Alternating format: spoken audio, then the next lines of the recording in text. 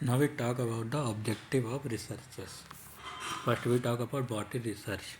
Research is a systemic approach to discover a new tool, method or any pharmaceutical component or technology by using our scientific knowledge which is good for mankind. For example, discovery of metformin. जो इस metformin की discovery होती है वो sulphonyl urea को replace कर देती है, क्योंकि सल्फोनिल यूरिया के कई साइड इफ़ेक्ट थे। देखा लो शुगर लेवल हो रहा था सल्फोनिल यूरिया, तो उसको उसने रिप्लेस कर दिया। ओबेसिटी भी कम कर रही थी। डायबिटीज पेशेंट के लिए ये ड्रग ज़्यादा अच्छी है। दूसरी चीज़, एक अलग डिफिनेशन देखते हैं रिसर्च की। Research is a systemic process of collecting and analyzing information in order to increase our understanding of phenomena with which we are concerned or interested।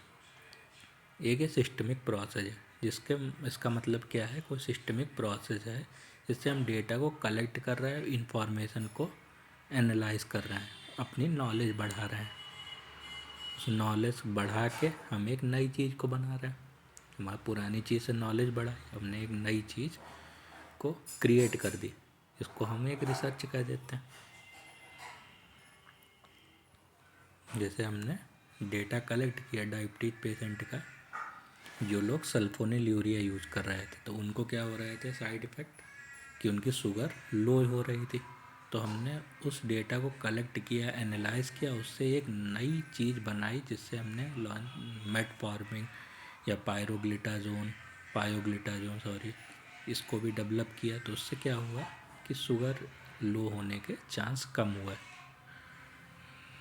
अगर हम ऑब्जेक्टिव की बात कर लेते हैं, कुछ हम रिसर्च के ऑब्जेक्टिव देखते हैं, हम क्यों रिसर्च करते हैं, इसके क्या ऑब्जेक्टिव हो सकते हैं। सॉल्व प्रॉब्लम, हमारी डेली लाइफ की प्रॉब्लम्स होती हैं जिससे हम रोज़ संघर्ष करते हैं, उन प्रॉब्लम को सॉल्व करने के लिए ये रिसर्च काम आती है। इंक्रीज नॉलेज,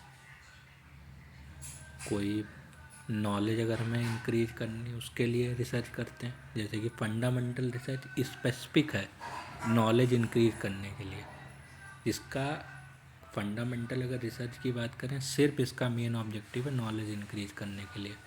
हमने देखा कि एक एरिया में कितनी पॉपुलेशन गरीब है, नॉलेज बढ़ा रहे हैं, उससे हम कोई इन्वेंशन तो नहीं कर रहे हैं, अपनी नॉलेज को इंक्रीज कर रहे हैं। दूसरी चीज़ है न्यू डिस्कवरी, कोई टूल्स की डिस्कवरी कर रहे हैं, कोई कॉन्सेप्ट की डिस्कवरी कर रहे हैं। कॉन्सेप्ट की डिस्कवरी में तो कॉन्सेप्चुअल चल जाती है रिसर्च, कि कॉन्सेप्ट को बना रहे हैं, कोई पुराना कॉन्सेप्ट से ओल्ड कॉन्सेप्ट से नए कॉन्सेप्ट को बना रहे हैं, या कोई नए कॉन्सेप्ट को डिज़ाइन कर रहे हैं जो थिंकर्स करते हैं, थिंकर या फिलोसफर कोई बना देते हैं। जैसे थ्योरी ऑफ रिलेटिविटी। रिलेटिविटी पहले न्यूटन ने बनाई, उस रिलेटिविटी थ्योरी को मॉडिफाई करके new theory of relativity Einstein ने लॉन्च कर दी।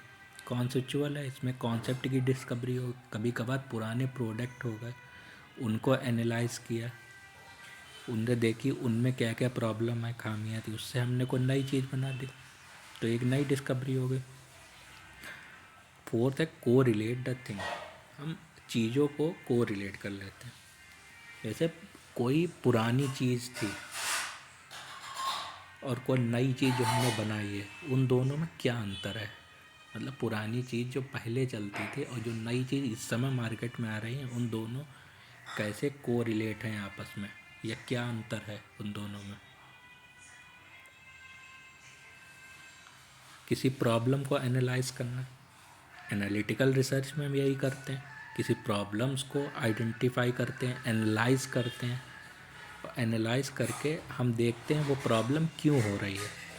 ठीक है, एनालिटिकल रिसर्च का ये पार्ट हो गया कि हम एक प्रॉब्लम को एनालाइज कर रहे हैं, हम देखेंगे वो प्रॉब्लम क्यों हो रही है।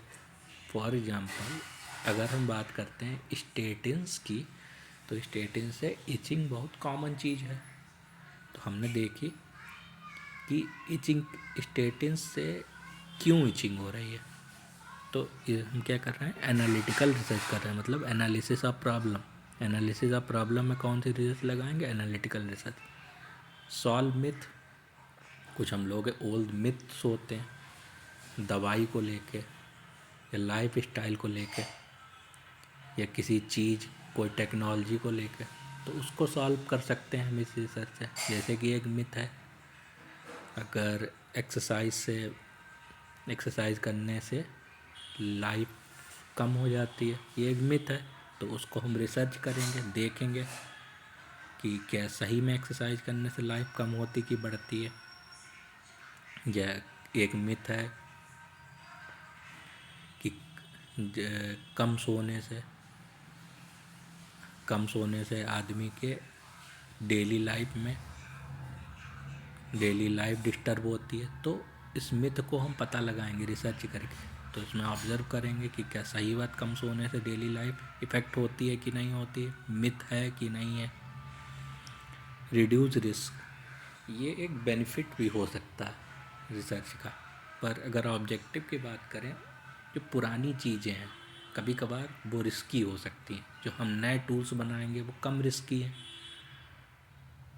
तो उससे क्या है, हमने एक नई चीज़ बनाई। फॉर एग्ज़ाम्पल, आज से पहले अगर हम बात कर लेते हैं फैटी लिवर की, कोई क्योर नहीं था। पर उसके बाद एक यूर्सोडॉक्सिकोलिक एसिड से हमने क्या किया, फैटी लिवर को कम किया। हमने देखा है जीपीटी में गिरावट आई है। तो पर ऑपरेशन से बच के अब ये दवाई के द्वारा अगर चीज़ आ रही है तो इससे रिस्क कम हो रहा है। स्टोन का ऑपरेशन होता है, उस स्टोन के ऑपरेशन से हमने एक नई चीज़ बना दी, उससे क्या हो गया, हम रिस्क कम हो गया, ऑपरेशन से बच के आदमी दवाई से उस स्टोन को, किडनी स्टोन को सही कर सकता है। तो इससे क्या है, रिस्क भी कम हुआ। Thank you.